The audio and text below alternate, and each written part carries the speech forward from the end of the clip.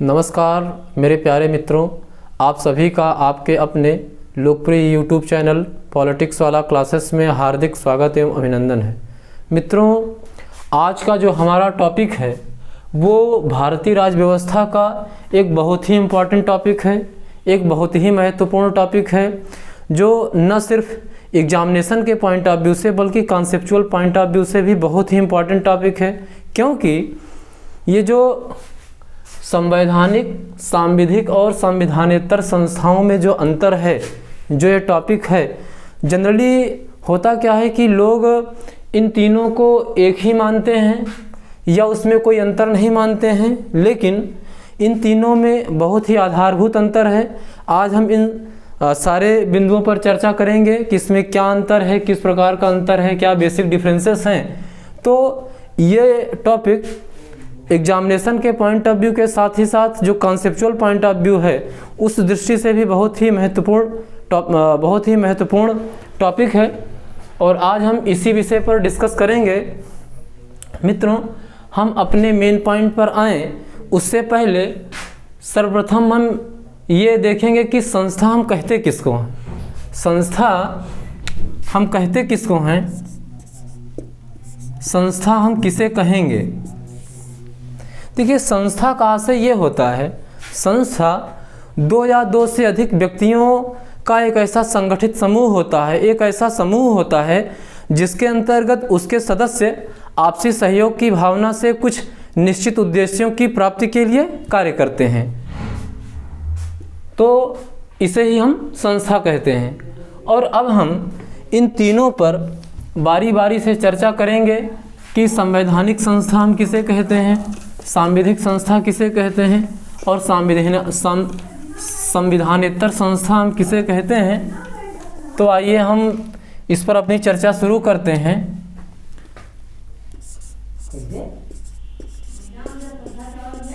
संवैधानिक संस्था।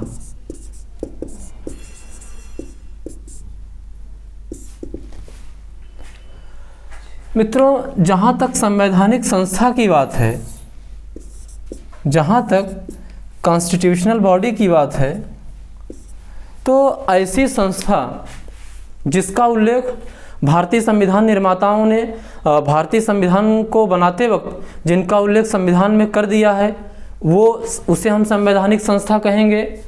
नंबर दूसरी चीज़, ऐसी संस्था जिसको भारतीय संसद अपने विशेष बहुमत के माध्यम से अर्थात संविधान संशोधन के माध्यम से जिसको संविधान में शामिल कर दे, जिसका संविधान में उल्लेख कर दे, उसे हम संवैधानिक संस्था कहेंगे।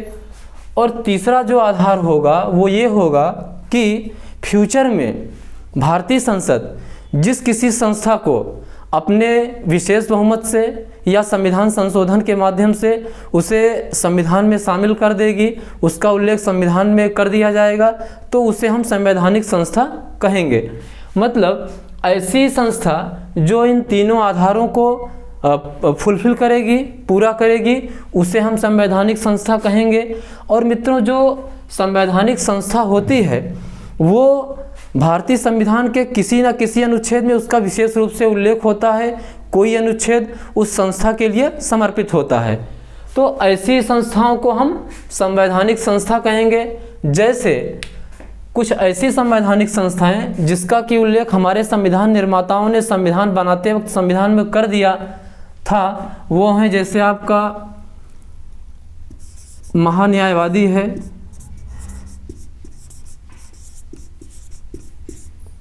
महान्यायवादी,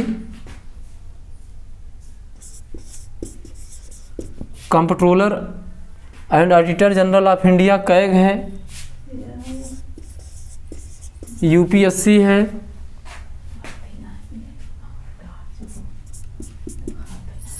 इलेक्शन कमीशन है और फिनांस कमीशन है। तो ये ऐसी संस्थाएं हैं जिनका उल्लेख भारतीय संविधान निर्माताओं ने संविधान बनाते वक्त संविधान में कर दिया था। अब दूसरा आधार हमने ये बताया कि भारतीय संसद जिस किसी संस्था को अपने 2/3 बहुमत के माध्यम से यानी विशेष बहुमत के माध्यम से उसे संविधान में शामिल कर देगी, उसे हम संवैधानिक संस्था कहेंगे। जैसे देखिए इसमें एक बड़ा अच्छा उदाहरण है, उसमें एक है जो एनसीबीसी है। एनसीबीसी यानी national commission for backward classes. ये जो है पहले एक सांविधिक आयोग था, मतलब ये एक स्टैट्यूटरी बॉडी थी, सांविधिक संस्था थी। 1993 में इसे 1993 में एनसीबीसी को स्टैट्यूटरी बॉडी बनाया गया और 2018 में एनसीबीसी को कॉन्स्टिट्यूशनल स्टेटस प्रदान किया गया, संवैधानिक दर्जा प्रदान किया गया 102 कॉन्स्टिट्यूशनल अमेंडमेंट एक्ट 2018 के द्वारा। तो देखिए कि हमने ये कहा कि ऐसी संस्था जिसको भारतीय संसद अपने विशेष बहुमत के माध्यम से अर्थात संविधान संशोधन के माध्यम से भारतीय संविधान में उसको मेंशन कर देगी, तो उसको भी हम संवैधानिक संस्था कहेंगे। एनसीबीसी 93 में स्टैट्यूटरी बॉडी थी, स्टैट्यूटरी बॉडी से बनाया गया। अब स्टैट्यूटरी बॉडी क्या होती है उस पर हम इसके बाद चर्चा करेंगे। अभी आप सिर्फ ये जानिए कि 93 में एनसीबीसी को स्टैट्यूटरी बॉडी बनाया गया, सांविधिक संस्था बनाया गया और 2018 में इसको कॉन्स्टिट्यूशनल स्टेटस प्रदान किया गया। और तीसरा आधार यह है कि फ्यूचर में भारतीय संसद जिस भी संस्था को अपने विशेष बहुमत के माध्यम से संविधान में शामिल कर देगी, संविधान में उसका उल्लेख कर देगी, वो संवैधानिक संस्था कही जाएगी। और भी बहुत सारी संवैधानिक संस्थाएं हैं, जैसे है national commission for scheduled tribes है, national commission for scheduled caste है। तो ये तमाम सारी संस्थाएं हैं जिनको कि संवैधानिक संस्था कहा जाता है, जिनको संवैधानिक दर्जा प्रदान किया गया है। अब हम आते हैं जो दूसरा प्रकार है सांविधिक संस्था का, सांविधिक संस्था का कि हम सांविधिक संस्था किसे कहते हैं, और उसके बाद हम चर्चा करेंगे कि संवैधानिक संस्था और सांविधिक संस्था में अंतर क्या होता है। हम बारी बारी से सारे बिंदुओं पर चर्चा करेंगे और इस संबंध में आपका जो भी कन्फ्यूजन होगा वो दूर हो जाएगा। और इस संबंध में बहुत सारे कन्फ्यूजन्स रहते हैं। तो अब हम आते हैं सांविधिक संस्था।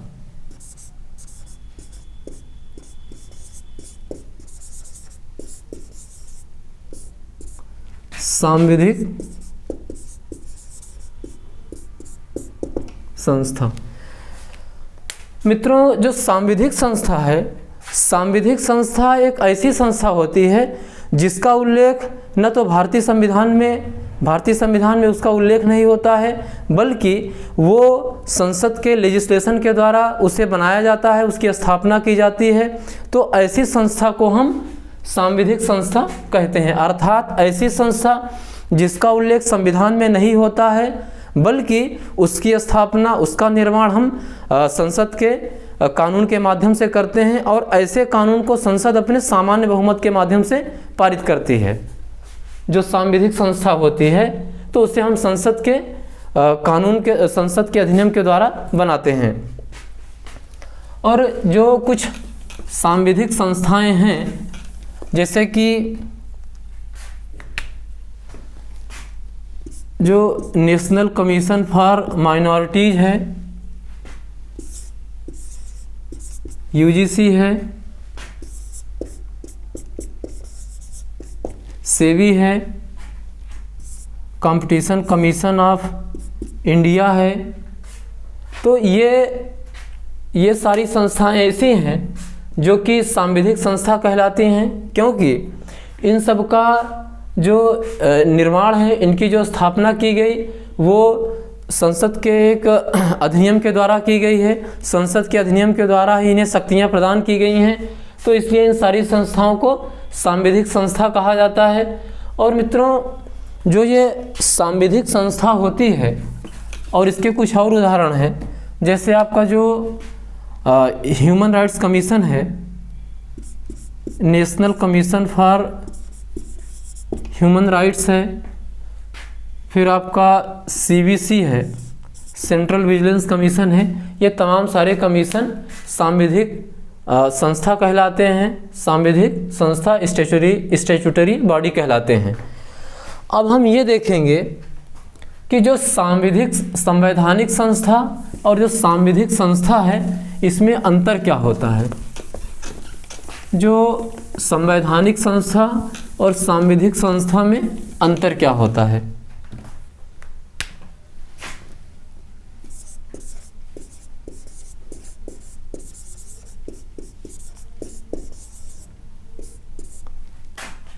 संवैधानिक संस्था और सांविधिक संस्था।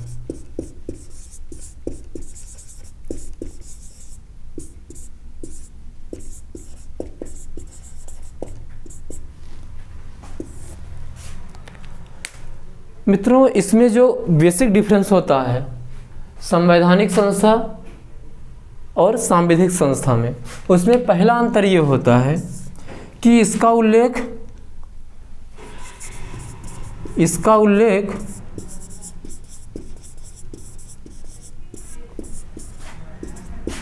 संविधान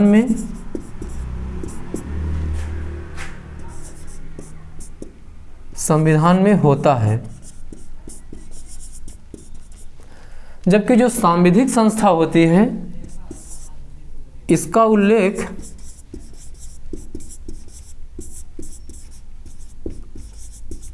संविधान में नहीं होता है,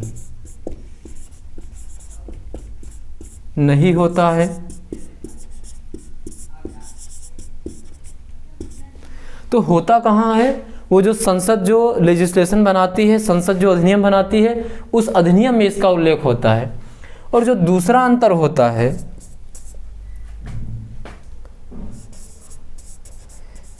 इसमें किसी भी प्रकार का बदलाव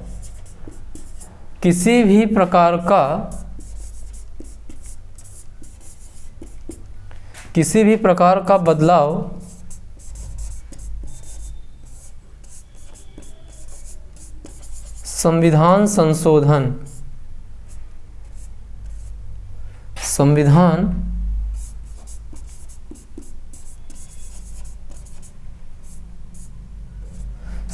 संशोधन के माध्यम से ही हो सकता है।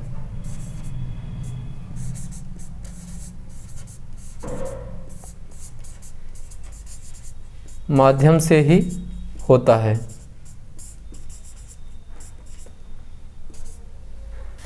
और इसमें बदलाव के लिए, यानी किसी प्रकार के बदलाव के लिए, चाहे इसका जो मैकेनिज्म है या इसकी कार्यप्रणाली है या इसका जो सिलेक्शन प्रोसेस है, उसमें किसी भी प्रकार के बदलाव के लिए, यानी बदलाव के लिए संविधान संशोधन की ज़रूरत नहीं होती है। संविधान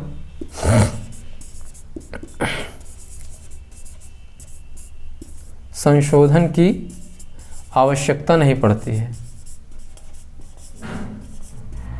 आवश्यकता नहीं होती है।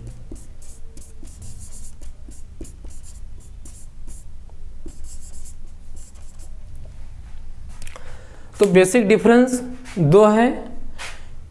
जो संवैधानिक संस्था होती है, जो कॉन्स्टिट्यूशनल बॉडी होती है, उसका उल्लेख संविधान में होता है, संविधान के किसी न किसी अनुच्छेद में ज़रूर होता है। और जो स्टैट्यूटरी बॉडी है, जो सांविधिक संस्था है, इसका उल्लेख संविधान में नहीं होता है, बल्कि इसका उल्लेख जो संसद द्वारा पारित जो कानून होता है, जो संसद का अधिनियम होता है, उसमें होता है। और जो संवैधानिक संस्था होती है, इसमें किसी भी प्रकार के बदलाव के लिए, इसका जो मैकेनिज्म होता है, उसमें किसी भी प्रकार के अमेंडमेंट के लिए संविधान संशोधन जरूरी है। बगैर उसके इसमें किसी प्रकार का बदलाव नहीं हो सकता है। जो स्टैट्यूटरी बॉडी है, इसमें बदलाव के लिए संविधान संशोधन की आवश्यकता नहीं होती है। आवश्यकता इसलिए नहीं होती है क्योंकि इसका निर्माण ही संसद के द्वारा जो बनाया गया जो कानून होता है, जिसको संसद सामान्य बहुमत से पारित करती है, उसके माध्यम से बनाया जाता है। और उसमें बदलाव के लिए भी संसद एक सामान्य बहुमत से लेजिस्लेशन पारित कर देगी और इसमें बदलाव हो जाएगा। यहाँ पर संविधान संशोधन की कोई ज़रूरत नहीं पड़ती है। और अब हम आते हैं जो तीसरा प्रकार है संविधानेतर संस्थाएं, संविधानेतर जो संस्था है वो क्या होती है, और संविधानेतर संस्था और संवैधानिक संस्था तथा सांविधिक संस्था में क्या अंतर होता है, अब हम इस पर चर्चा कर लेते हैं। अब हम आते हैं कि संविधानेतर संस्था,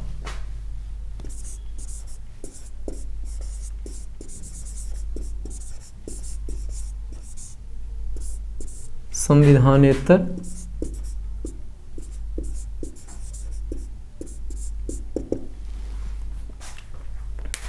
मित्रों, जो संविधानेतर संस्था होती है वो एक ऐसी संस्था होती है जिसका उल्लेख न तो भारतीय संविधान में कहीं होता है और न ही इनका निर्माण संसद के अधिनियम के द्वारा किया जाता है, संसद के लेजिस्लेशन के द्वारा भी इनका निर्माण नहीं किया जाता है, बल्कि इनका जो निर्माण है, जो कार्यपालिका है, जो सरकार है, उसकी जो कार्यकारी शक्तियां होती हैं, उनके जो एग्जीक्यूटिव पावर होते हैं, उनके माध्यम से इनका निर्माण किया जाता है।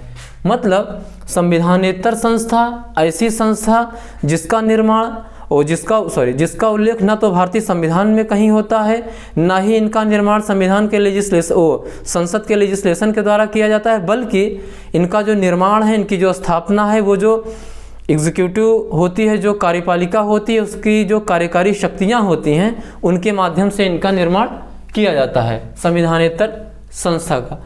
मित्रों, कहीं कहीं जो संविधानेतर संस्था होती है, इसका जो इंग्लिश में इसको बोला जाता है वो नॉन कॉन्स्टिट्यूशनल बोला जाता है, नॉन कॉन्स्टिट्यूशनल, नॉन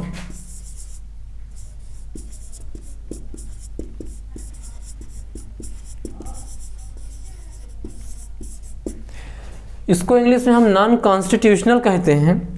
तो इसका जो हिंदी में नॉन कॉन्स्टिट्यूशनल का कहीं कहीं हम जो अनुवाद देखते हैं तो वो लिखा रहता है गैर संवैधानिक,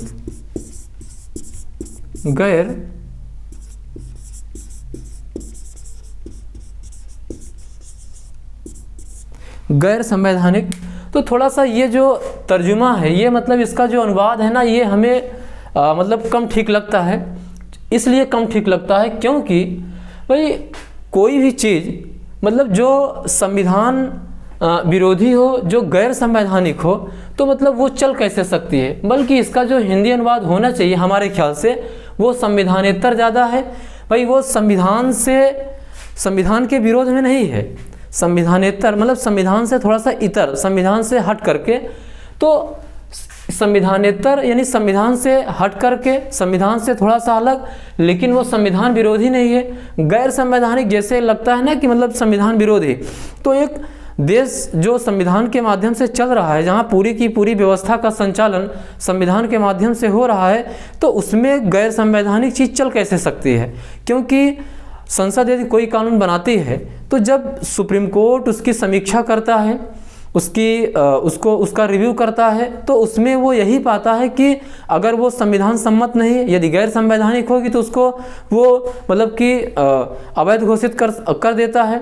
तो अब चूंकि भाई वो गैर संवैधानिक है इसलिए उसको अवैध घोषित कर दिया।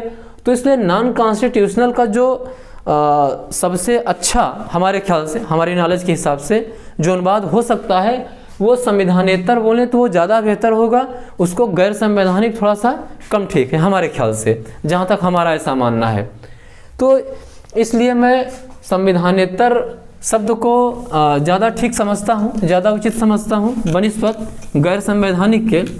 तो संविधानेतर संस्था यानी ऐसी संस्था जिसका उल्लेख संविधान में नहीं होता है और ना ही उसका निर्माण संसद द्वारा पारित अधिनियम के द्वारा किया जाता है, बल्कि उसका निर्माण जो सरकार की कार्यकारी शक्तियाँ होती हैं, जो सरकार की एग्जीक्यूटिव पावर होती है, उसके माध्यम से किया जाता है। तो कुछ जो संविधानेतर संस्थाएं हैं, जैसे पहले योजना आयोग था, योजना आयोग था, अब उसी के स्थान पर नीति आयोग आ गया है।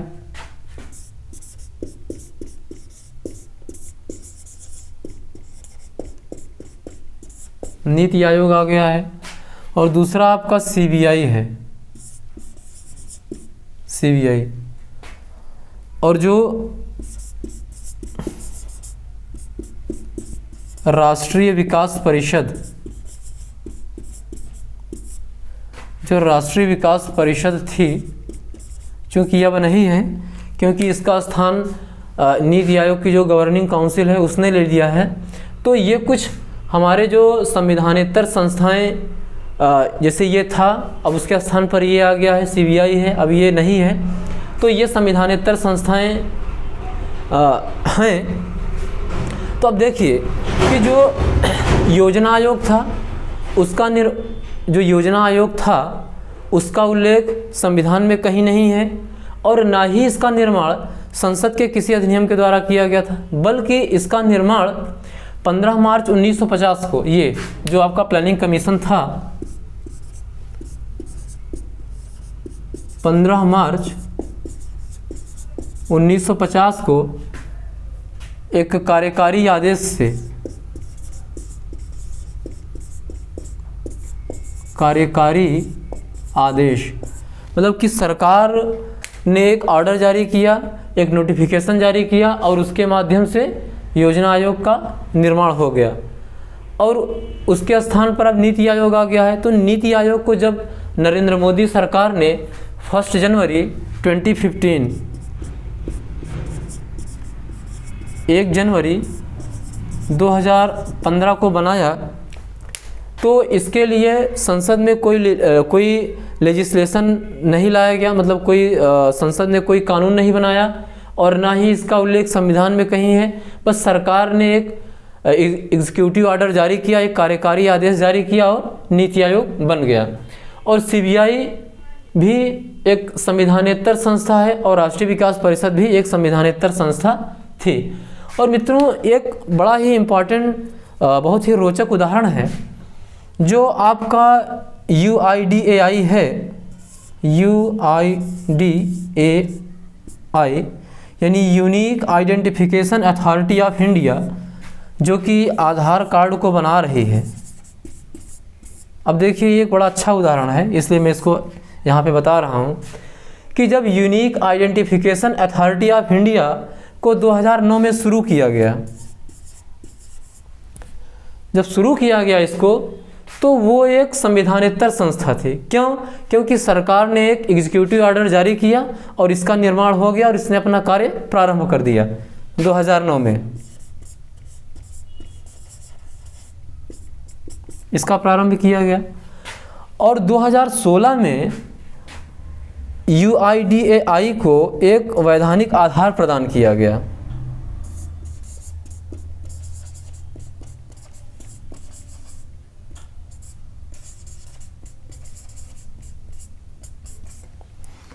Unique identification authority of India को वैधानिक आधार 2016 में प्रदान किया गया, क्योंकि 2016 में इसके संबंध में संसद ने एक कानून बनाया, संसद ने एक लेजिस्लेशन पारित किया, और उसके बाद इसको एक वैधानिक आधार मतलब दिया गया, संसद ने कानून बना करके। और उसके बाद अब देखिए कि यहाँ UIDAI 2009 में एक संविधानेतर संस्था थी, और 2016 में वो चली गई, स्टैट्यूटरी बॉडी बन गई, सांविधिक संस्था बन गई, क्योंकि संसद ने इस संबंध में कानून बना दिया, इसको एक वैधानिक आधार प्रदान कर दिया। अब हम ये देखेंगे कि ये जो संवैधानिक संस्था है, सांविधिक संस्था है, और जो संविधानेतर संस्था है, इन तीनों में क्या अंतर है। Constitutional body, statutory body and non constitutional body में डिफरेंस क्या है। अब इन तीनों के डिफरेंसेस को हम देखेंगे तुलनात्मक रूप से, तब स्थिति और भी स्पष्ट हो जाएगी।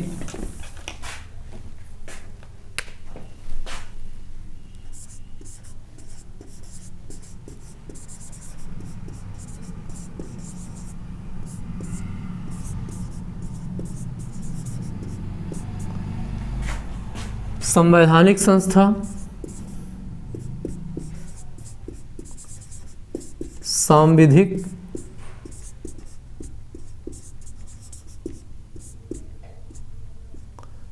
सांविधिक संस्था और संविधानेतर संस्था।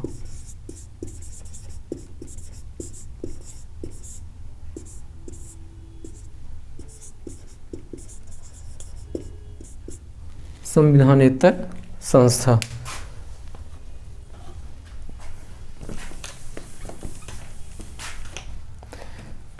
इसको ध्यान से देखिएगा। देखिए, जो संवैधानिक संस्था होती है इसका उल्लेख संविधान में होता है।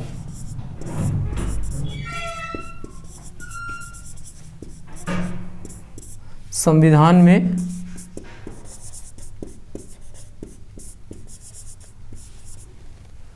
और इसका उल्लेख संविधान में नहीं होता है बल्कि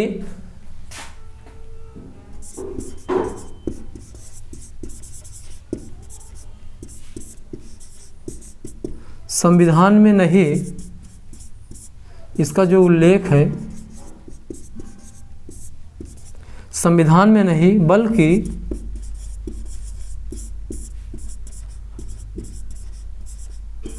संसद द्वारा पारित अधिनियम,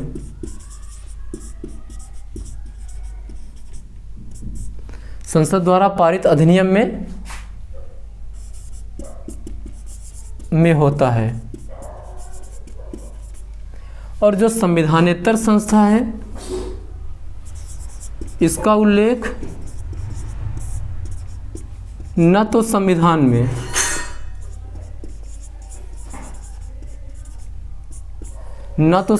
में और न ही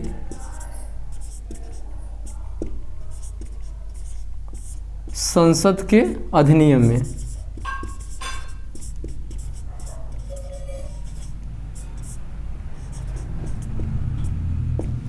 होता कहाँ है?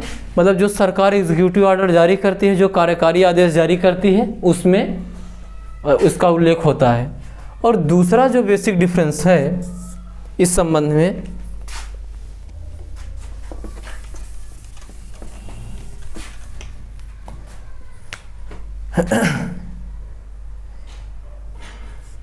इसमें किसी भी प्रकार का बदलाव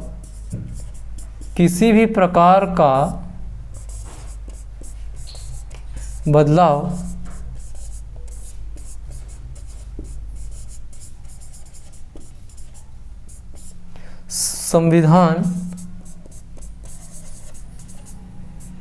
संशोधन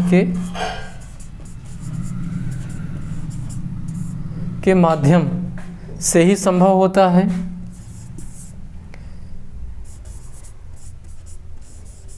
इसमें बदलाव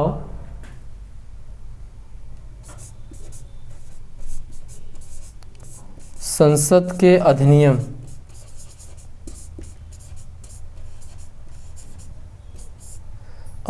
के माध्यम से होता है।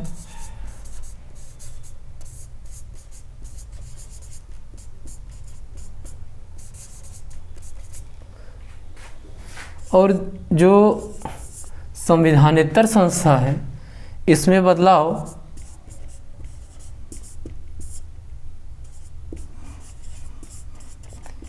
किसी भी प्रकार का बदलाव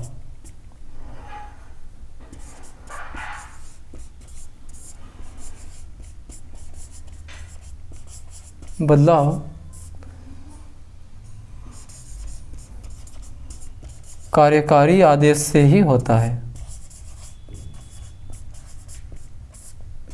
आदेश से होता है।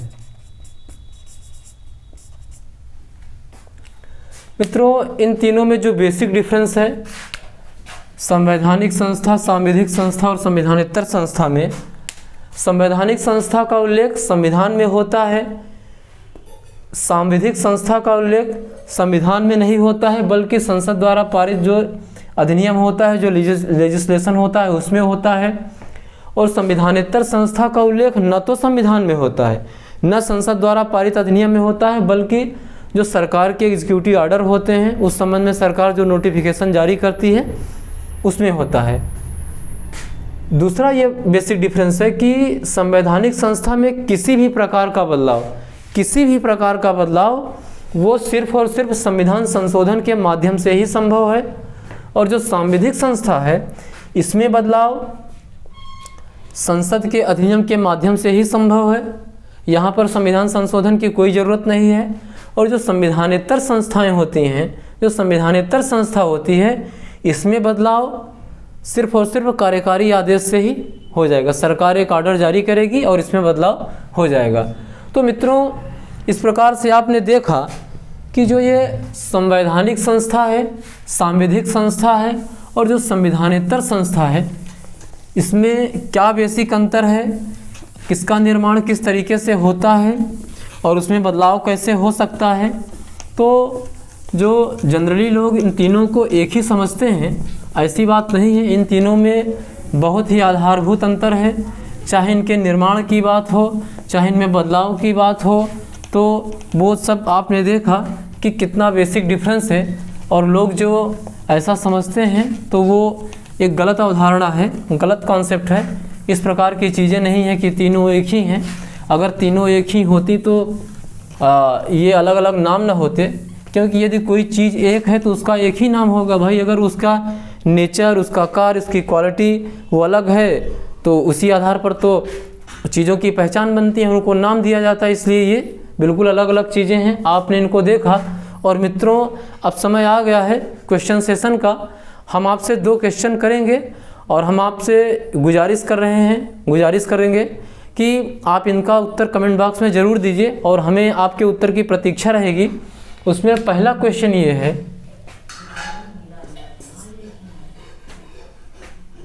कि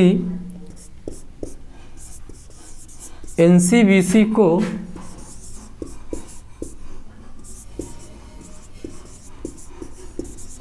संवैधानिक दर्जा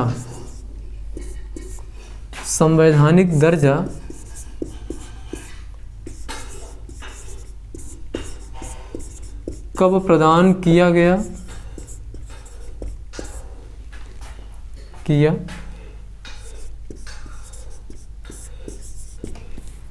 और दूसरा क्वेश्चन ये है कि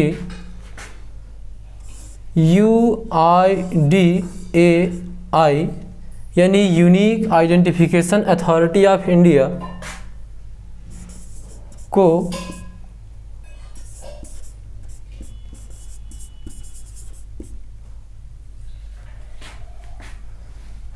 सांविधिक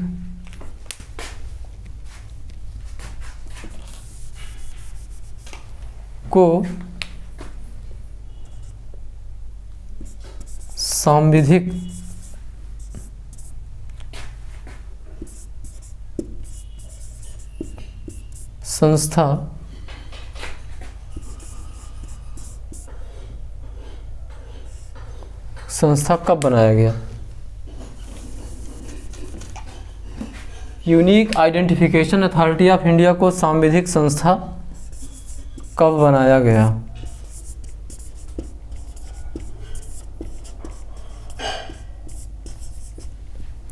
मित्रों, ये 2 क्वेश्चन हैं और आप इन दोनों प्रश्नों का उत्तर कमेंट बॉक्स में ज़रूर दीजिएगा और हम आपके आंसर की प्रतीक्षा करेंगे।